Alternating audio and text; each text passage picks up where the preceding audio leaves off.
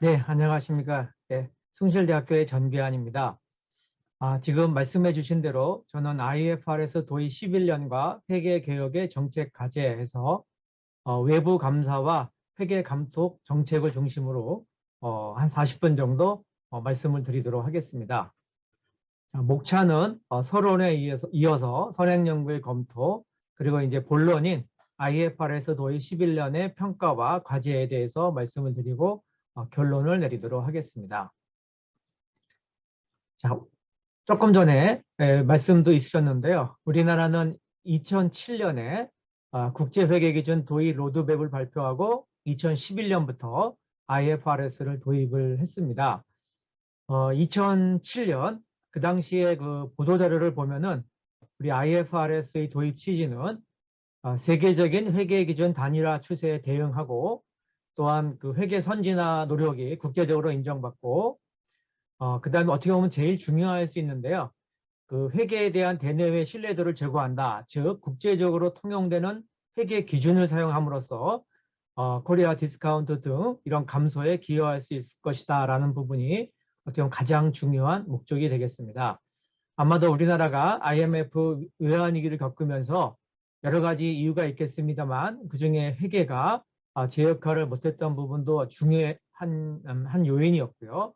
그 당시에 우리나라 회계 기준에 대한 신뢰도가 떨어진 상황에서 우리나라에서는 이제 국제회계 기준을 도입함으로써 최소한 우리나라 회계 기준의 불확실성에 대한 부분은 완전히 제거할 수 있었다. 이렇게 볼 수가 있겠습니다. 지금부터 이제 말씀드리는 것은 한 11년이 지난 이 시점에서 그동안의 그 IFRS가 미친 영향과 결과, 그리고 최근에 회계개혁 제도와 관련돼서 앞으로 어떻게 나아갈 방향인가에 대해서 말씀을 드리도록 하겠습니다. 그동안에 IFRS의 도입의 그 성과와 또 어떤 그 단점에 대해서 여러 논란이 있었는데요. 일단 긍정적인 평가를 먼저 말씀드리면 IFRS 도입으로 우리나라 회계 기준에 대한 국제사회 인식이 개선되었다. 조금 전에도 말씀드렸습니다만 최소한 회계 기준에 대한 의심, 의혹, 불확실성은 제거되었다는 것이고요. 이를 통해서 뭐 코리아 디스카운트나 상장비용, 자금 조달 비용 등등의 그러한 감소 효과가 있지 않았는가 이런 긍정적인 평가를 내리게 되고요. 반면에 이제 부정적인 평가를 보게 되면은 처음에 IFRS 도입 비용이 많이 들었고 아직까지도 그 재무정보 생산 비용이 과거에 비해 증가했다. 이런 부분이 부정적인 평가로 나오고 있고요. 회계 기준의 복잡성으로 인해서 실무에 혼란이 증가하고 있다는 부분, 그 다음에 계속해서 아마 말씀을 드리게 될 텐데요. 원칙 중심의 회계 기준이다 보니까 경영자와 감사인, 전임 감사인과 후임 감사인, 뭐 감독 당국 간의 의견 차이가 증가했다는 그런 부분도 좀 부정적인 평가가 내려지고 있습니다.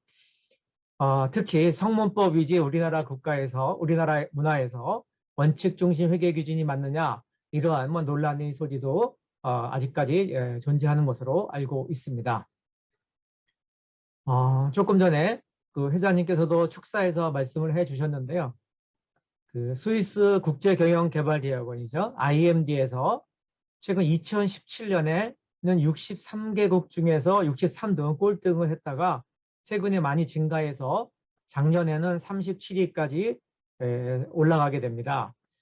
물론 IMD 평가 결과에 대해서는 논란의 소지는 있습니다. 완벽한 평가라는 건 없기 때문에 그럼에도 불구하고 이 평가 결과가 전 세계적으로 미치는 영향은 중요하기 때문에 우리는 높은 평가를 받는 것이 중요하다고 생각이 되고요. 그리고 사실 최근에 와서 우리가 이렇게 순위가 급상승한 것은 2018년부터 시행된 신외부감사법의 영향이 결정적이었다고 생각을 합니다. 그러나 제가 여기서 말씀드리고 싶은 것은 우리나라 회계 기준 자체에 대해서 과거처럼 어떤 의혹에는 회계 기준을 신뢰할 수 있느냐라는 것이 만약에 깔려 있다 그러면은 이러한 상승은 있을 수가 없다고 생각이 됩니다. 그러니까 IFRS의 도입 공과가 존재하지만 최소한은 반복해서 말씀드립니다만 우리나라 회계 기준은 국제 회계 기준을 채택하고 있기 때문에 우리나라의 회계 기준은 신뢰할 수 있다는 것이 가장 밑바탕에 깔려 있기 때문에 거기다 플러스 외부감사법의 영향으로 이러한 순위 상승이 있지 않았나 이렇게 생각이 됩니다. 따라서 처음에 말씀드린 대로 IFRS 도입 11년을 감사와 감독 분야에서 되돌아보면서 미친 영향과 개선 방안 등등에 대해서 말씀을 드리도록 하겠습니다.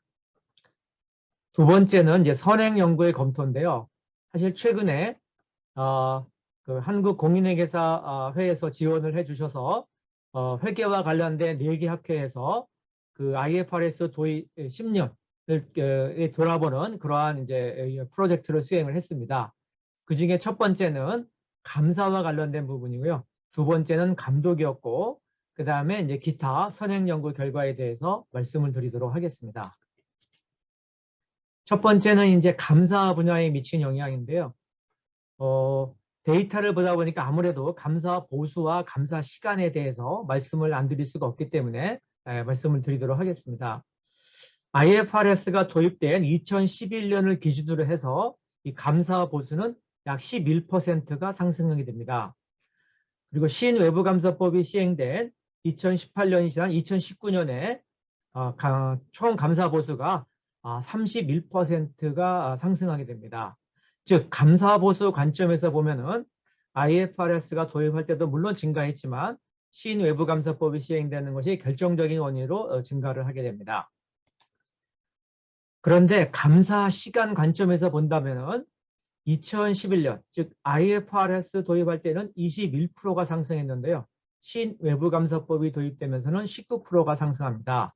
즉 감사 시간 관점에서 보면은 신외부감사법보다도 IFRS 도입이 더 큰 영향을 미쳤다고 볼 수가 있겠습니다. 즉 앞부분에서는 두 가지 사건이 있는 거죠. IFRS 도입과 신외부감사법이 있으면 감사 보수는 신외부감사법에서 많이 증가하게 되고요. 반면에 시간은 IFRS 도입에서 더 증가하게 됩니다. 그렇다는 얘기는 총 감사 보수를 감사 시간으로 나눈 시간당 감사 보수는 지금 보시는 것처럼 2006년에 약 97,000원이었습니다. 그러다가 조금 전에 말씀드린 대로 IFRS가 도입이 되면서 물론 보수도 증가해서 기업의 부담도 증가하지만 시간이 더 많이 증가하기 때문에 시간당 감사 보수는 계속 감소합니다. 그러다가 신외부감사법이 시행됨으로써 총 감사 보수도 어느 정도 증가해서 시간당 감사 보수가 98,000원이 됩니다. 즉 결론적으로 말씀드리면 시간당 감사 보수 관점에서 보면은 2006년에 97,000원이 2020년에 98,000원이 되기 때문에 14년 전에 비교했을 때 절대 금액으로 보면 이제 회복이 되었다 이렇게 볼 수가 있겠습니다. 위에 있는 파란색은 단순히 물가 상승률을 고려했을 때의 시간당 감사 보수입니다. 즉 2006년에 97,000원이었기 때문에 단순히 물가 상승률을 고려하게 되면 128,000원이 되기 때문에 2020년을 기준으로 하면은 약 한 3만, 즉 한 30% 정도가 증가해야 됩니다. 결론적으로 말씀드리면 2006년과 비교해서 시간당 감사 보수 측면에서 보면은 현재보다 30% 증가해야 2006년 수준이 되는 것이다. 이렇게 볼 수 있겠습니다. 물론 조금 전에 말씀드린 대로 총 감사 보수가 증가하다 보니까 기업의 부담도 증가하는 것도 맞습니다. 반면에 시간당 감사 보수 측면에서 보면은 아직은 많이 낮은 수준이다. 이런 데이터로 확인이 되고요. 이제 요거는 2006년을 100으로 봤을 때 각각이 어떻게 되는가 이런 부분이 되겠습니다. 일단 가운데 파란색의 소비자 물가 지수 부분이 되겠습니다. 감사 보수부터 보면요. 요 분홍색인데요. 감사 보수는 IFRS를 도입하기 전까지는 일정 비율로 움직이다가 증가하게 됩니다. 증가하지만은 이렇게 많이는 증가하지 않고요. 그러다가 최근에 증가하게 됩니다. 근데 감사 시간은 IFRS가 도입되면 감사 보수보다 더 많이 증가하게 됩니다. 그래프상에 위에 있고요. 그러다 보니까 시간당 보수는 계속 감소하게 됩니다. 그러다가 신외부감사법이 도입이 되면서 감사 보수가 증가하니까 이제 시간당 감사 보수도 증가하게 됩니다. 사실 이 물가 상승률과 같이 보면은 총 감사 보수가 그 위에 있기 때문에 사실 기업 입장에서 감사 보수의 부담이 증가를 한 것도 맞습니다. 그러나 또 감사인 입장에서 보면은 시간이 더 많이 증가했기 때문에 오히려 수익성은 떨어지고 또 안 좋아지는, 그러다 보니까 기업도 힘들고 감사인도 힘든 이런 상황이 되고 있습니다. 그래서 외국과 비교하면 어떤가? 요거에 대해서 이제 말씀을 드리면요. 결론부터 말씀드리면 2011년을 기준으로 했을 때 우리나라를 일로 봤을 때 최고인 미국은 29.4배였었고요. 일본은 8.9배입니다. 요거는 최근에 와서 우리나라도 감사 보수가 많이 증가해서 2020년을 기준으로 보게 되면은 미국을 기준으로 하면 한 반 정도로 떨어지게 됩니다. 그렇지만 여전히 한 14.8배 정도가 되고요. 일본이 4.3배입니다. GDP도 고려해서 보게 되면 그 차이는 좀 더 떨어지긴 하는데요. 그럼에도 불구하고 미국이 2020년에 우리나라의 7.4배, 일본은 3.4배로서 아직은 우리나라가 낮은 수준이다 이렇게 볼 수 있겠습니다. 다시 말씀드립니다만 총 감사 보수가 과거에는 조금씩 증가하다가 최근에 신외부감사법의 도입으로 많이 증가를 해서 사실 기업 입장에서 굉장히 부담스러운 부분이 되겠습니다만, 또 한편으로 보면은 외국에 비하면은 아직은 낮은 수준이고 시간당 감사 보수는 우리나라의 2006년과의 비교해도 사실은 아직은 좀 낮은 수준이다 이렇게 볼 수가 있겠습니다. 외국의 경우에는 시간당 보수 자료가 없기 때문에 절대적인 비교가 불가능한데요.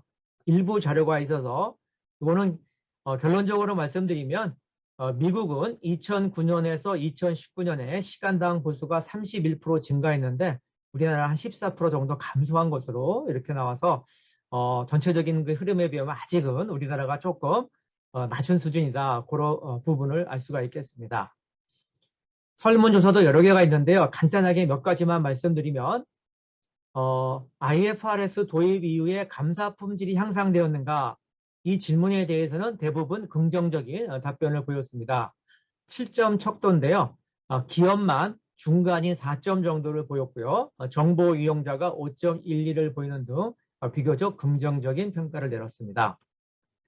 총 감사 보수가 적절한가에 대해서는 가장 극명하게 엇갈리고 있는데요.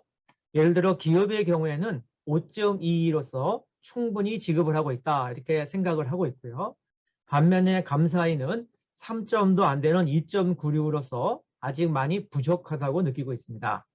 이 설문조사다 보니까 이제 팩트와는 관계없이 어떻게 각 집단에 있는 분들이 인식하고 있는가 이 차이인데요. 역시 감사보수를 지급하는 기업과 감사보수를 받는 감사인 간에 가장 첨예하게 대립되고 있다 이렇게 볼 수가 있겠습니다. 회계 신인도 재고 기여를 위해서 감사 분야에서 가장 필요한 것이 뭐냐 하는 질문에 대해서 이 5개 집단이 모두 기업의 재무제표 작성 역량 제고가 가장 중요하다고 답을 하고 있습니다. 대표적으로 감독당국은 73.2%가 제일 중요하다고 얘기했고요. 당사자인 기업도 48.3%가 기업의 재무제표 작성 역량이 제고가 제일 중요하다고 이렇게 답을 하고 있습니다. 두 번째 답변을 보면은 감사인은 2등이 충분한 감사 시간의 투입이 필요하다는 것이 두 번째로 답변이었고요. 반면에 이제 기업 같은 경우에는 감사인 간 또는 감사인 간 회사 간의 상호 존중 문화 제고가 필요하다 이런 부분이 되겠습니다. 자, 뒷부분에 개선 방안에서 다시 한번 강조해서 말씀드릴 텐데요. 이 4개 집단 공이 특히 기업에 계신 분들도 비교적 높은 수준으로 가장 1순위로 기업의 재무제표 작성 역량 제고가 중요하다는 것을 강조하고 있습니다. 전문가 인터뷰와 관련돼서도 뒤에 이제 결국은 개선 방안이랑 연결이 될 텐데요. IFRS 도입 이후에 재무제표 작성 난이도가 증가하고 재무정보 생산 비용이 증가했고 법률 리스크가 증가했으며 인적과 물적 자원이 부족하고 반면에 제도적 장치는 부족하다. 이러한 의견들이 많았습니다. 그렇지만 IFRS 도입이 회계 신인도와 회계 투명성에는 긍정적인 영향을 미쳤다는 것이 대부분 분들이 공통적인 평가였습니다. 반면에 감사인들은 IFRS 도입 이후에 감사 업무 난이도가 증가하고 불확실성이 증가함으로써 법률 리스크는 증가했고 아까 말씀드린 대로 감사인 입장에서는 감사 보수는 여전히 낮은 편이다라는 다소 부정적인 의견을 줬습니다. 반면에 감사 문화는 크게 개선되었다라는 표현을 썼고요. 조금 전에 말씀드린 대로 기업의 재무제표 작성 역량은 제고될 필요가 있다는 부분을 강조를 했습니다. 자, 두 번째 연구는 감독 분야와 관련된 연구가 되겠습니다. IFRS 도입은 우리나라 회계감독 제도에 어떠한 영향을 미쳤는가 했을 때 지금 7점이 매우 긍정이고 1점이 매우 부정입니다. 중간은 4점이 되겠습니다. 비교적 중간 이상의 평가를 줬는데요. 아무래도 회계감독의 대상은 기업도 되고 회계법인도 되겠지만 회계법인이 가장 좀 부정적으로 답을 했습니다. 연결 재무제표 위주의 감리 제도가 정착이 되었는가에 대해서 감독을 하는 감독기관은 비교적 긍정적으로 답을 하고 있는 반면에 주된 감리 대상이 되고 있는 회계법인은 4점으로서 정확히 중간 정도 상대적으로 낮은 평가를 내리고 있습니다. 이따 개선 방안에서도 말씀을 드릴 텐데요. 이제 감리 결과의 객관성을 확보할 수 있는 이 독립적인 외부 전문가로 구성된 새로운 형태의 위원회가 필요한가? 이러한 질문에 감독기관은 이제 필요 없다라는 답, 당연히 그런 답이고요. 회계법인, 특히 학계 같은 경우는 필요하다는 응답이 굉장히 높게 나왔습니다. 잠시 다시 한번 말씀드리겠습니다. 전반적으로 설문을 보거나 또는 전문가 인터뷰를 통하면은 감독기관은 현재 잘하고 있기 때문에 별로 바꿀 게 없다라는 쪽이 의견이 많고요.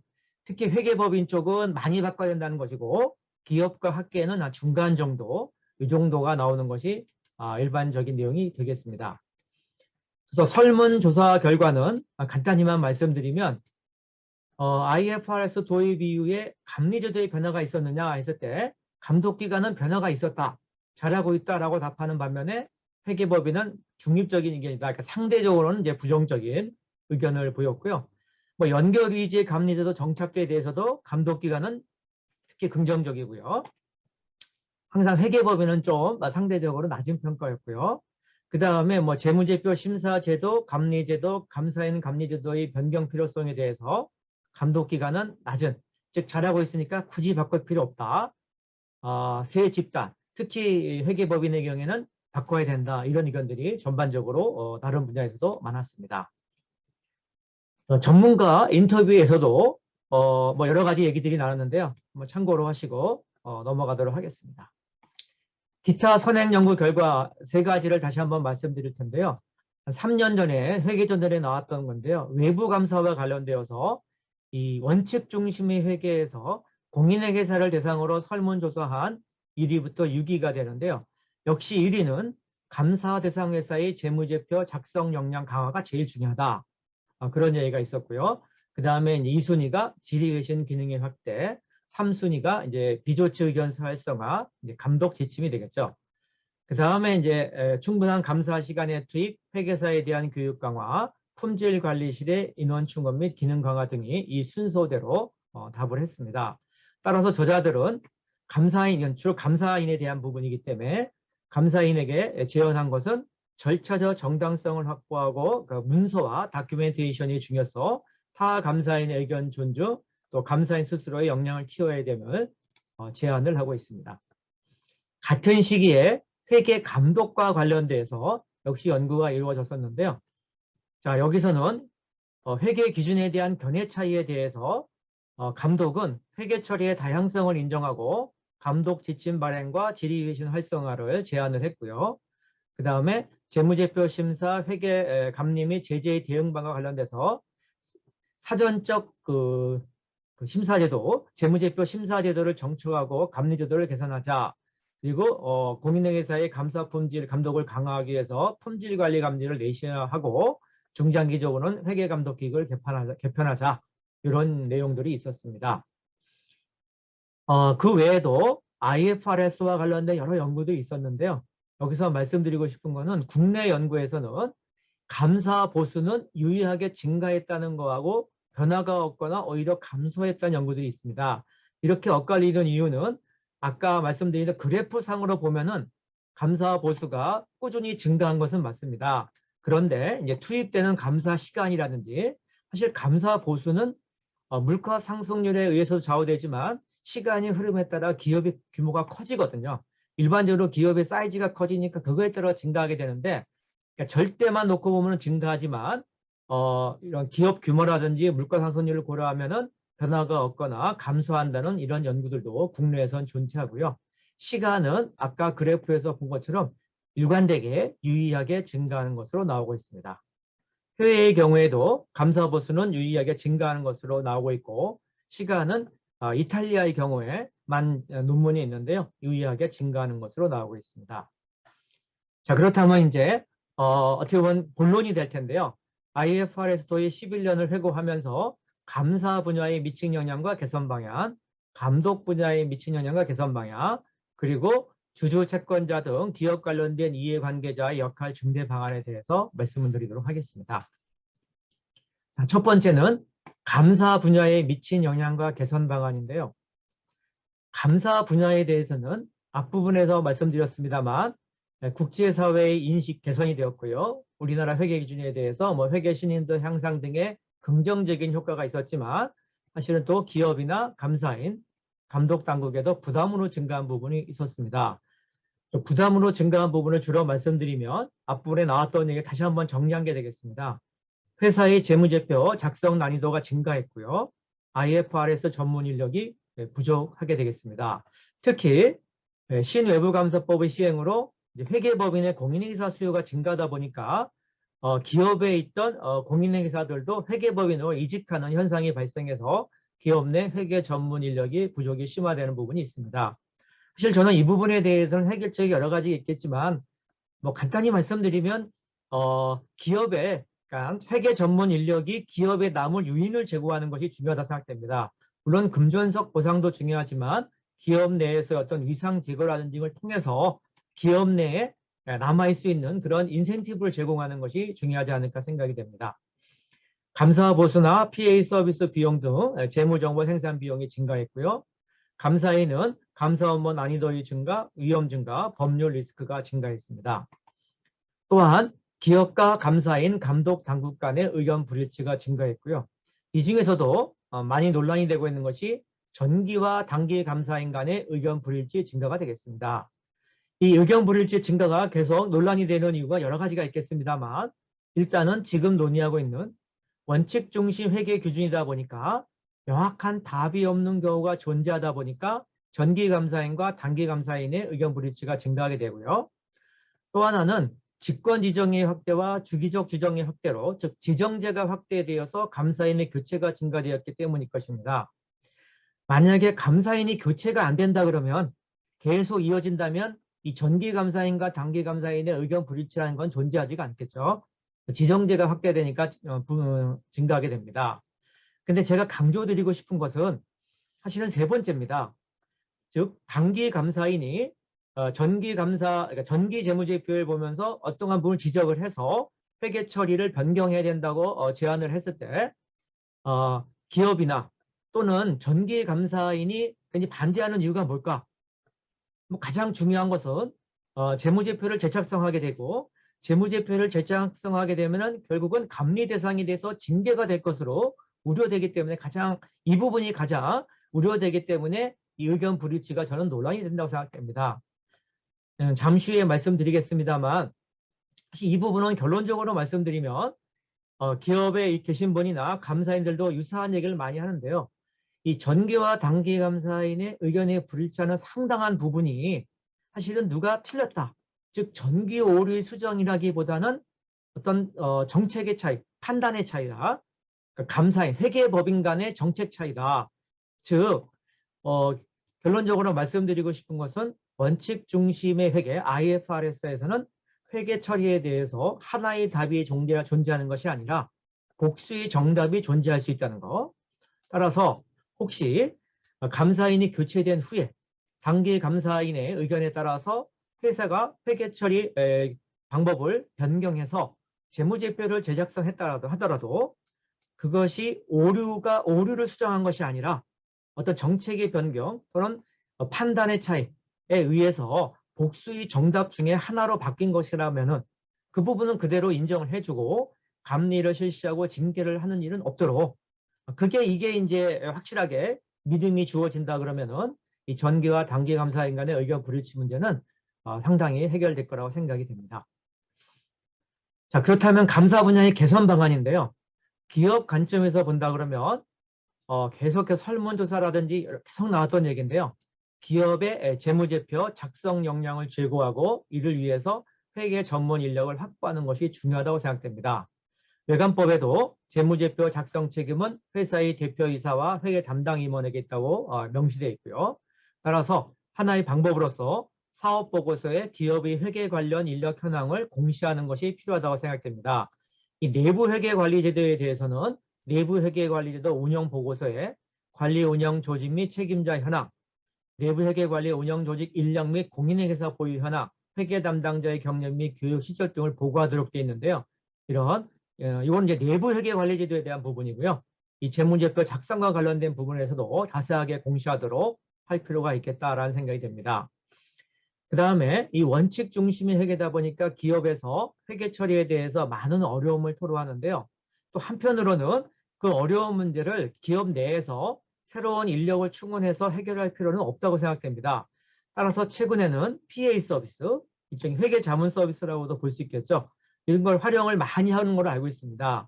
그런데 저희가 전문가 인터뷰를 통해서 다시 한번 확인한 것은 기업이 PA 서비스를 늘리고 있는데 상당수 기업이 그 PA 서비스에 대한 내용을 인지하지 못하고 무조건 외부 전문가를 활용하고 있다. 이런 부분이 되겠습니다. 즉, 뭐 어떤 일부 기업이긴 하겠습니다만 감사인이 예를 들어서 이 PA 서비스에 대해서 물어보면은 회사에 계신 분들은 전혀 모르고 PA 서비스를 제공한 그쪽 전문가 집단, 회계법인이건 법무법인이건 그쪽에 연락처를 알려주면서 그쪽에 문의를 해라.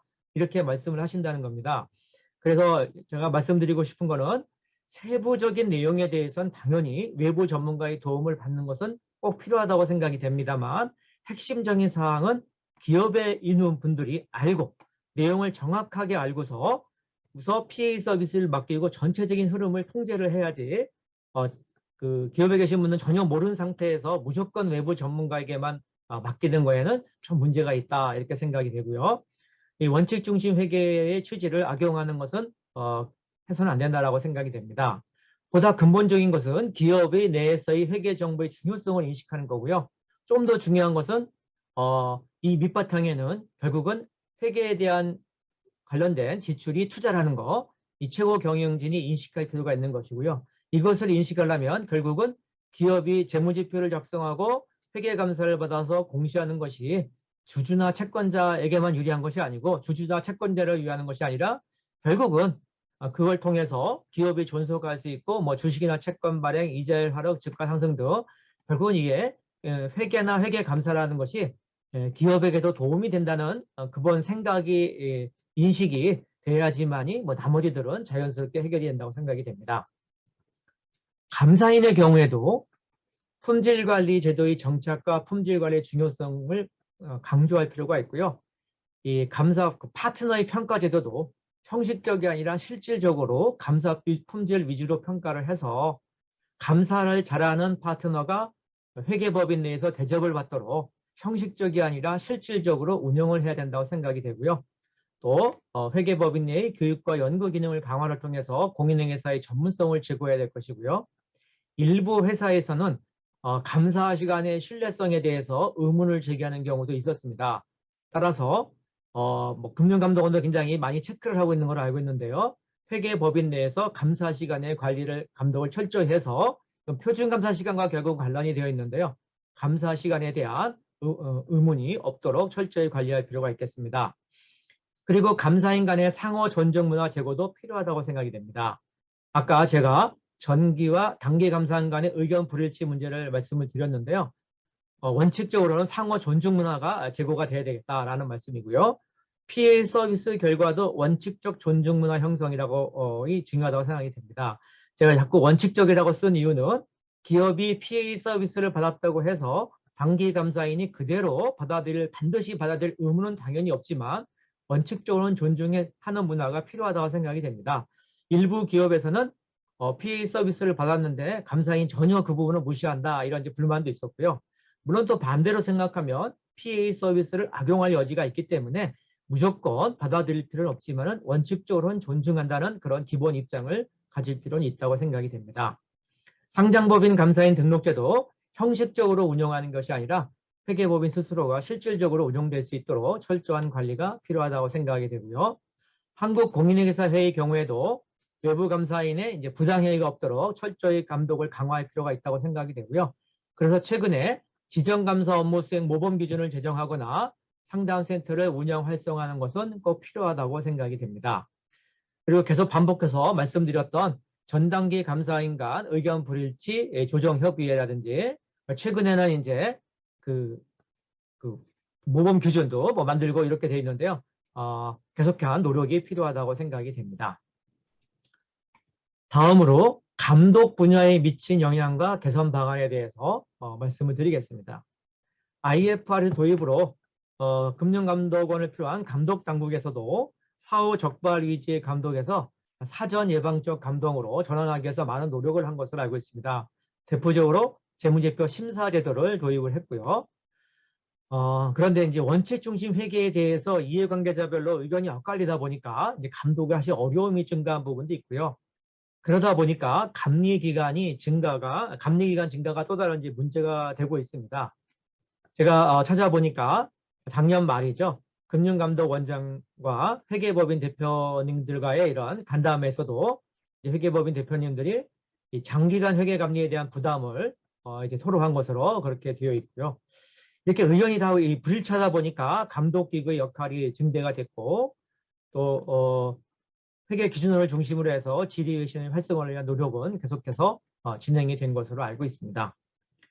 개선 방안에 대해서 말씀을 드리면 어떻게 보면 원론적인 있겠습니다만 가장 밑바탕에 깔려야 되는 것이 사후적이 아닌 사전적이고 예측 가능한 또 제재보다는 계도 중심의 감독이 이루어진다는 기본 원칙은 계속해서 지켜나갈 필요가 있다고 생각이 됩니다. 그리고 이제 원칙 중심 회계에 맞는 감독 이런 말씀을 드렸는데요. 아까도 잠깐 말씀드렸습니다만 복수의 회계 처리가 정답이 될 수 있다라는 전제하에서 원칙적으로는 기업과 감사인의 합리적인 의사결정을 존중하고 비록 감사인 교체로 인해서 회계 처리가 바뀌더라도 이것이 의견 차이로 인한 것인지 오류 수정인지 이거는 명확하게 좀 구분을 해서 그에 맞는 감독을 할 필요가 있겠다고 생각이 됩니다. 감독 지침을 발행하는 것은 회계 처리의 불확실성 제고 관점에서는 긍정적이라고 생각이 됩니다. 조금 전에 말씀드린 금융감독원 보도자료에서도 역시 회계법인 대표님들께서도 그런 것들이 그동안 효과가 있었다라고 말씀을 드렸고 금융감독원장께서도 감독 지침 등의 마련에 더욱 노력하겠다고 얘기했는데요. 다만 감독 지침은 이게 너무 많이 발행되면은 이 원칙 중심 기준을 훼손할 수 있는 위험이 있기 때문에 이 훼손하지 않는 범위 내에서 그러면서 회계 처리의 불확실성을 감소하도록 꼭 필요한 부분에 대해서 감독 지침을 발행하는 것이 바람직하다고 생각이 되고요. 밑에 말씀드린 건 아까 말씀드린 같은 내용이 되겠습니다. 오류 수정이 아니라 회계 추정의 변경 또는 회계 방침의 변경이라고 판단이 된다면 비록 전기재무제표가 제작성돼도 감리나 징계로 이어지지 않도록 하고 또 중요하지 않은 경우에는 전기재무제표 제작성이 아니라 전진법으로 처리하도록 하는 것을 인정할 필요가 있다고 생각이 되고요. 기본적으로 재무제표를 작성한 적정성을 보는 회계감사와 마지막에 그 감리하는 건 다르다. 징계로 이해 감리하는 다르다는 얘기고요. 우리가 흔히 사후 편견, 하인드사이트 바이어스를 배제된다는 표현을 쓰게 되는데요.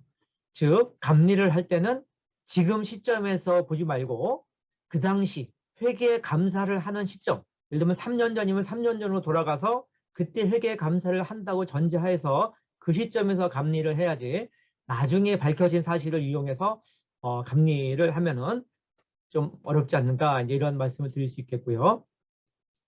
그 다음에 아까 말씀드린 얘기 됐습니다. 전 단기 감사인 간의 의견 불일치는 가급적 공시를 통해서 해결하는 방법. 그 다음에 아까 감리기간도 논의가 있었는데요. 예측 가능한 감리기간의 운영. 꼭 세무조사를 따를 필요는 없겠습니다만 세무조사 같은 경우에는 세무조사 통지 시 조사기간을 통지하고 연장 사이를 명확하게 규정하고 있는데요. 필요하면 외관 규정에 이러한 것들을 좀 적시를 해서 좀 그 감리 기간이 예측 가능하도록 했으면 좋겠고요. 감리 업무 담당자가 계속 바뀌게 되는, 그러다 보니까 감리 담당자에 따라서 이 감리 결과가 달라지는 일이 벌어지기 때문에 금융감독원 내에서 가급적 순환 근무를 최소화하고 감리 연속성 제고가 필요하게 되겠습니다.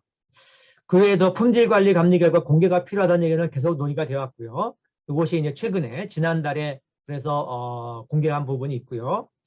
품질관리 감리 결과를 활용하자, 이런 부분도 중요한 부분이 되겠습니다. 즉 회계법 감사인들이 감사 품질을, 고품질의 감사 품질을 유일한 인센티브를 제공할 필요가 있겠다라는 부분이고요.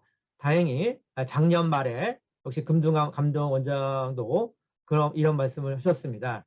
그 인센티브를 부여할 수 있도록 지정계획을 개선하겠다라고 말씀을 하셨습니다. 재무제표 심사 제도의 개선에 대해서 여러 가지 논란이 있는데요. 이거는 이제 가급적 빠른 시일 내에 조치를 취해서 이해관계자를 이제 보호하겠다, 이런 건데요. 참고로 미국 같은 경우 이게 테슬라 사례인데요. 보면은 2019년 9월 18일에 SEC에서 질문을 하게 됩니다. 그러면 한 12일 뒤인 9월 30일에 회사가 답변하게 됩니다. 그러니까 그 감독 당국이 질문하고 회사가 답변한 거를 그대로 공시합니다. 모든 사람이 다 볼 수 있게 하기 때문에 지적할 때도 신중하게 되고요. 기업도 답변을 신중하게 하게 됩니다. 이런 것들도 우리가 도입을 검토할 필요가 있겠다, 이렇게 볼 수 있고요. 감사에서도 말씀을 드렸지만 감독 입장에서도 이 상장법인 감사인 등록제가 원칙대로 잘 운영되도록 해야 되겠다는 말씀을 드리고 싶습니다. 그러니까 실질적인 완펌으로 운영되도록 하고, 그리고 파트너도 감사 품질 위주로, 사실 쉬운 문제는 아닙니다만 지속적으로 노력을 해서 감사를 잘하는 파트너가 대접받도록 상장법인 감사인 등록제를 운영할 필요가 있겠다는 생각이 들고요. 조금 먼 미래일 수 있겠습니다만 중장기 개선 방안을 보면은 감독 분야는 개선 논의, 여러 논문들에서 논의가 됐던 건데요. 패널 제도를 도입하자는 얘기가 되겠습니다. 심사 후 감리로 진행하기 전에 심사에서 지적을 할 것인가 말 것인가, 지적하더라도 감리로 진행할 것인가 말 것인가를 외부 전문가로 구성된 패널을 도입하는 방안, 그리고 작년에 미국의 PCA에서 도입한 자문기구를 운영하는 방안들도 필요하다고 생각이 됩니다. 이를 통해서 어떤 객관적인 감독이 이루어질 거라고 생각이 되고요. 또한 감독기구 개편도 고민할 필요가 있겠습니다.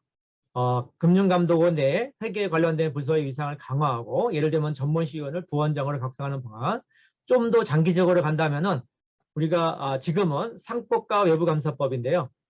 회계에 관한 법률을 제정하고 금융위원회처럼 회계위원회를 설치하고, 우리 조세재정연구원, 금융연구원, 자본시장연구원처럼 회계를 연구하는 회계정책연구원을 만들어서 회계에 대한 이런 기본적인 제도를 연구하도록 하는 것도 필요하다고 생각이 됩니다. 세 번째인데요. 지금 감사와 감독에 대해서 말씀드렸는데 주주와 채권자 등 사실 이해관계자 역할이 저는 굉장히 중요하다고 생각됩니다. 일단 주주와 채권자는 이 회사가 적정 회계 인력을 확보하고 감사에는 적정 감사 시간을 투입해서 제대로 된 감사를 하는 것이 결국은 주주나 채권자 본인들한테 도움이 된다는 것, 따라서 평소에 이분들이 많은 관심을 가져야 된다고 생각됩니다. 예를 들면 주주총회를 할 때 주주들이 우리 회사가 동종업계의 유사한 기업에 비교했을 때 감사 시간은 어느 정도 투입되고 있는지, 감사 보수는 어느 정도인지, 어느 회계법인이 감사하고 있는지에서 질의하고 관심을 가져야지, 그래야지만이 나중에 분식회계나 부실감사로 인한 피해를 예방할 수 있다. 이러한 부분을 인식하고 이분들이 관심을 가져야 된다고 생각되고요. 기업 내부에서는 감사위원회나 감사가 가장 중요한, 그러니까 제대로 감사할 수 있는 감사인을 선임하는 것에서 출발해야 된다 생각이 되고요.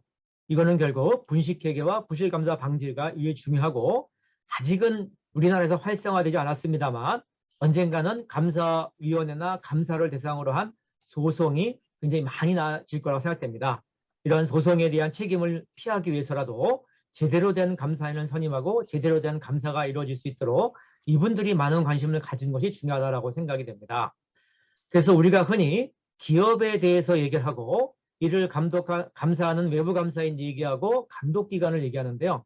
당연히 이 세 주체는 잘 작동을 해야 되는데, 제가 말씀드리고 싶은 거는 이 세 주체가 올바르게 활동하기 위해서는 이게 시스템이 제대로 가동되지 않을 때 가장 많은 피해를 보는 주주나 채권자가 일단 1차적으로 많은 관심을 갖고 제대로 운영되도록 지켜보고 의견을 개진해야 되고, 감사나 감사위원회 나아가면 뭐 임직원, 소비자 등 각종 이해관계자들이 이 세 주체가 제대로 활동을 하는가를 계속해서 지켜보는 것이 중요하다고 생각이 됩니다. 마지막 결론은 이미 다 말씀드렸는데요. 그냥 간단하게 요약을 해서 말씀드리면, 이 IFRS 도입이 11년이 되면서 감사와 감독 분야에 미친 영향과 개선 방안에 대해서 알아봤고요. 그러면서 사실 이 부분들이 최근에 도입된 뭐 주기적 지정제 표준감사 시간, 내부 회계관리도 감사, 상장법인 감사인 등록제 등과 결부돼서 올바르게 작동을 해야만이 우리나라의 뭐 회계 신인들의 투명성이 굉장히 높아질 거라 생각이 됩니다. 또한 이런 거에 대한 부분적인 개선은 얼마나 중요하고요. 뭐 다 아시는 것처럼 지난달에 표준감사 시간이 이제 3년이 지나서 개정이 되었는데 기업가에서 만장일치로 개정된 것으로 보도가 된 것으로 알고 있습니다. 뭐 이것의 의미는 기업들도 참여해서 이해관계자가 참여해서 어떤 공감대를 형성했기 때문에 최소한 당분간은 내부 회계관리제도에 대한 논란은 없을 거라고 생각이 됩니다.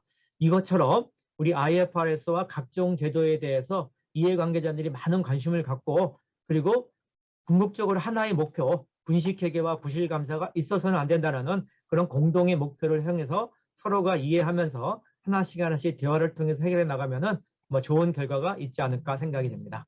네, 감사합니다. 예, 감사합니다. 정 교수님께서 역시 대가시군요. 지금 시간이 예정된 대로 해서 진행을 잘 해주셔가지고 우리가 한 7분 정도 여유 시간을 가지고 있습니다. 10시 우리가 5분에 종료가 예정이 되어 있죠. 질문과 Q&A 시간이 되는데요. 역시 우리 수준 높은 정치외 워크숍은 그냥 강의로서 끝나는 게 아니고 질의응하고 응답하는 그런 시간을 가질 때 비로소 이제 실현되는 것이라고 생각이 되는데요. 지금 저희 보니까 채팅창에 들어온 거, Q&A 창에 들어온 거로 제가 봤는데요. 특별한 질문은 지금 현재 없으신 것 같고요. 그러면 제가 좌장으로서 질문을 대신 이제 드려야 되겠죠. 슬라이드 번호가 이제 34번 슬라이드인가요? 34번 슬라이드 보시면은 이 34번 슬라이드 봐주세요. 거기에 IFRS 도입 11년의 평가와 과제 해가지고 34번 슬라이드요. 거기에 이 3번에 이제 기업과 감사인 감사당국 다들 이유를 좀 얘기를 했는데, 정기와 단기 감사인 간 의견 불일치 증가가 되고 있다. 그 이유가 뭐냐? 원칙 중심 회계 기준을 도입했기 때문에 그렇다. 그렇죠. 그러니까 프린시플 베이스니까 사실관계를 파악해 가지고 거기에 적용을 하다 보니까 관점이 달라질 수 있는 것이죠. 그래서 옛날에 룰 베이스드 규정 중심보다 다를 수가 있다. 이해가 되고요. 두 번째, 직권지정제가 확대되고 또 주기적 지정돼서 감사인이 교체가 되는 경우가 많이 있어서 그래서 의견 불일치가 생길 수 있다. 그것도 이제 이해가 이제 되는데, 세 번째 사유는 조금 이해가 잘 안 돼요. 재무제표를 제작성을 하면은 감리 실시 및 징계에 대한 우려가 있어서 의견이 불일치가 된다. 그거는 주객이 조금은 좀 그래서 제작성 리스테이트를 하게 되면은 그러면 감리가 실시가 된다. 감리를 받게 되고 징계가 우려된다.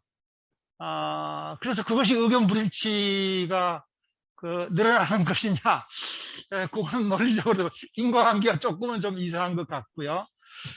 그거 하나 질문 드리고, 그 다음에 또 다른 한 가지는 36번 슬라이드, 35번입니다. 35번 슬라이드 보시면, 그래서 결국은 뭐 여기에서의 그래서 제일 마지막에 원칙 중심 회계에서 취지를 악용하는 것을 금지를 해야 되겠다 하는 걸 개선 방안으로 제시를 하셨는데,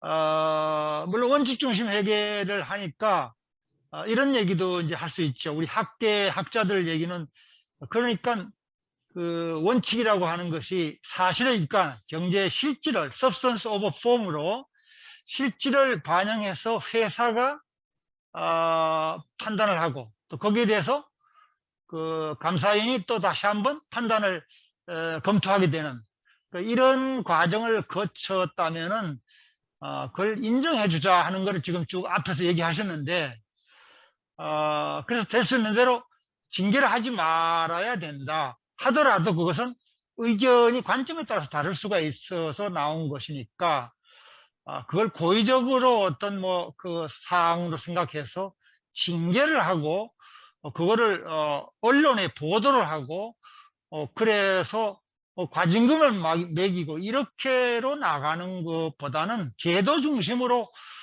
하면은 그것이 그 당장의 계도도 의미가 있는 것이고, 나아가서 앞으로 이렇게 해서는 안 되겠구나 하고 이제 또 징계는 없어지게 되는 이제 그런 측면이 있게 되는 것이죠.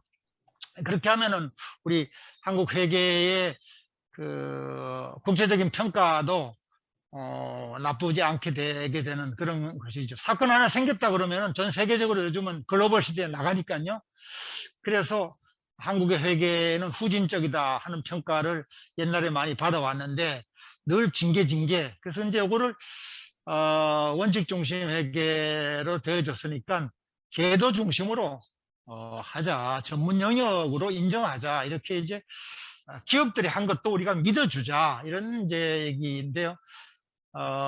근데 이거를 이제 또 여기서 회계 중심 회계의 취지를 악용하는 사례가 있다, 이제 이걸 염려하셨어요.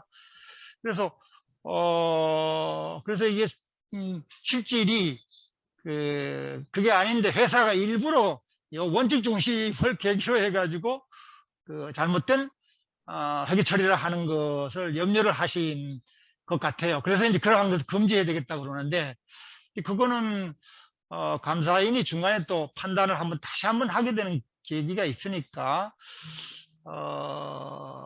그걸 우리가 조심은 해야 되겠지만, 그렇다고 자꾸 그거를 문제 삼아서 징계하려고 한다면은 이건 안 되지 않겠냐. 그래서 그 개선 방안으로서 요 얘기를 하시는데, 이것은 구체적으로 무엇을 의미하시는지 그런 두 가지 질문이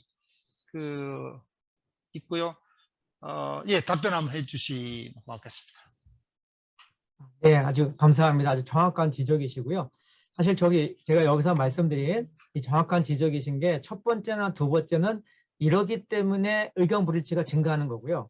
사실 세 번째는 이거기 때문에 의견 불일치가 증가한다기보다는 증가하는 것으로 이제 보여지는 거죠. 그러니까 무슨 얘기냐면 단기 감사인 지적을 했는데 어떤 경우는 저희가 제3자가 봤을 때는 뭐 이 정도는 그냥 그러니까 전기 오류는 아니지만 받아들여도 되지 않겠냐라고 얘기했을 때 그 회사, 특히 전기 감사인은 우리도 이것이 의견 차이기 때문에 단기 감사인이 주장하는 것도 맞다. 그래서 우리가 바꿀 수는 있다. 왜냐하면 이게 잘못된 걸 지적한 건 아니고 서로 의견 차이니까요. 근데 만약에 우리가 바꿨을 때 이게 감리로 이어지고 징계가 될 수 있다. 징계로 이어지기 때문에 바꿀 수가 없다. 그 부분에 대한 우려 때문에 특히 전기 감사인은 이제 바꾸려고 안 하는 것 같습니다. 그러니까 아까 말씀드린 어떻게 보면 요거는 첫 번째나 두 번째는 요것 때문에 불일치가 증가한다기보다는 세 번째는 요것 때문에 불일치가 증가하는 게 아니라 불일치가 있는 거를 안 바꾸려고 하는 이유. 재무제표 예. 요약서하거나 예. 전기감사인이 네, 전기감사인이 예. 만약에 요것만 없으면은 뭐 그 정도는 우리가 바꿀 수 있다. 뭐 우리가 잘못한 건 아니니까 그런 차원이기 때문에 결론은 같아 보이지만 지금 정확하게 지적해 주신 대로 약간은 다른 뉘앙스고요. 네. 마지막에 요거 적어놓은 것도 사실은 뭐 금지한다는 것이 어떤 제도나 이런 것은 아니고요. 회장님이 말씀해 주신 대로 우리가 이제 그 기본적으로 회사와 감사인의 전문적인 판단의 영역을 감독 당국이 이제 신뢰를 하고 가는 거니까 혹시라도 그거를 이제 회사가 또 악용하지 말고 회사도 믿어주는 것만큼 지금 말씀해 주신 대로 경제적 실질을 잘 반영할 수 있는 회계자리마법을 택하도록 노력을 해야 된다는 그냥 원론적인 그런 이제 말씀을 드린 거라고 이해해 주시면 되겠습니다. 예, 감사합니다. 그 마지막으로 저건 한다면 38페이지, 38쪽을 한번 보시면은 이걸 마지막으로 오늘 첫 번째 좋은 강의에 대한 그 코멘트를 한다면 요거는 우리 강사님께 드리는 그런 얘기보다도 우리 사회에서 조금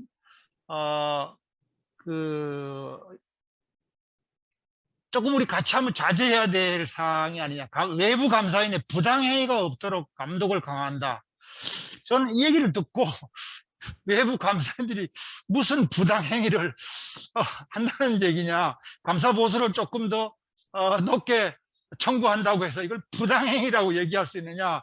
우리 세법에서 얘기하는 부당행위 계산 부인처럼 이렇게 이제 보여져서 사실은 그 지정감사 업무 수행 모범 기준을 제정한 것까지는 좋은데 표현을 쓰더라도 외부 감사인이 부당행위를 했다 이렇게 말을 하는 것보다는 뭐 과도한 보수 뭐 이렇게 얘기를 하는 것이 좀 낫지.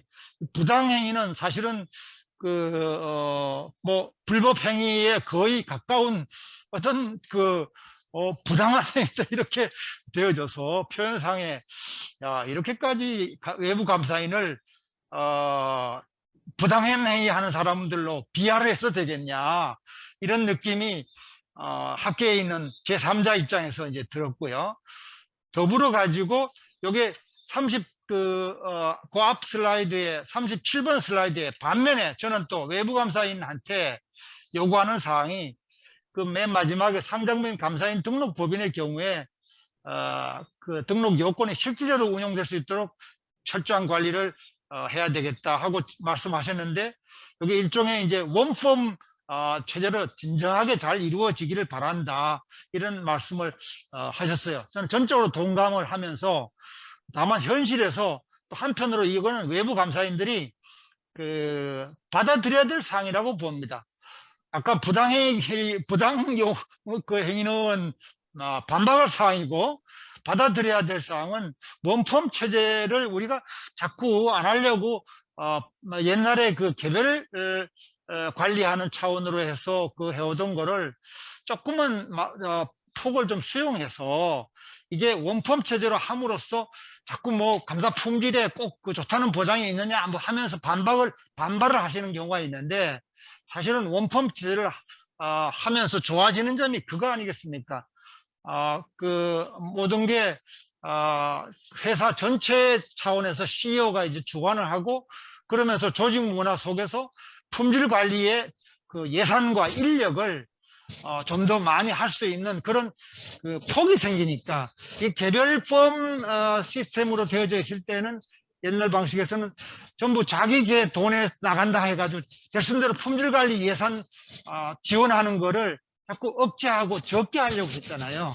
그래서 이게 CEO 중심으로 원폼 체제로 이렇게 되어지면은 품질관리 예산을 좀 더 많이 쓸 수 있는 재량이 생기게 되고 인력도 늘리게 되지 않겠냐. 그런 면에서 차이가 있다. 그래서 원폼 체제를 거부할 것이 아니라 조금 마음을 비우고 진정한 품질 관리에 우리 감사인도 동참한다 하는 차원에서는 수용을 해주고 그래서 그야말로 품질 관리를 철저하게 좋은 품질 관리 임원과 그리고 요원들을 증가시키는 쪽으로 그렇게 감사인들이 좀 변화를 가져야 되지 않겠느냐 이런 생각을 하게 됐습니다. 예, 이상으로 그건 제일 마지막은 우리 강사님께 제가 드리는 질문이 아니고 우리 업계에 드린 플러스 마이너스의 질문이었습니다. 카멘트였습니다. 자, 그럼 이상으로 우리 1번 첫 번째 강의를 해주신 정규환 교수님께 정말로 큰 감사를 드리면서 마치도록 하겠습니다. 감사합니다. 예, 감사합니다.